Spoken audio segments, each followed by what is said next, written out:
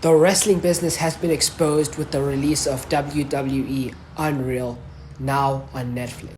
I've only watched the first 2 episodes, and I will not lie to you, it is a very interesting watch. It gives you an insight of things inside the business, things like gorilla position, the characters, how they build up the matches, how certain decisions are made. Like, look at the card for WrestleMania 41.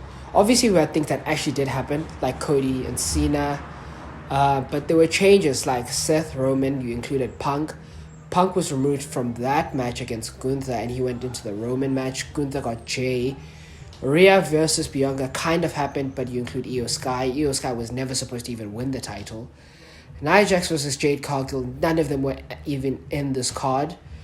Randy versus KO was supposed to happen, but KO got injured.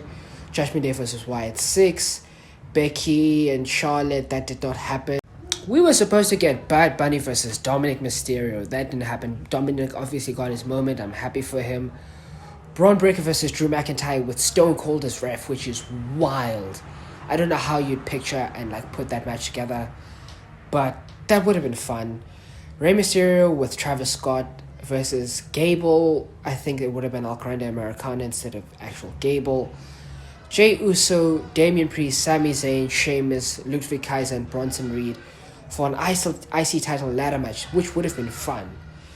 And then also for the US title, you would have got Shinsuke versus LA Knight versus Santos Escobar versus Jimmy Uso versus Andrade, Solo, and Carmelo Hayes for the US title match. That also would have been fun. Again, the tag team titles have just been shifted along.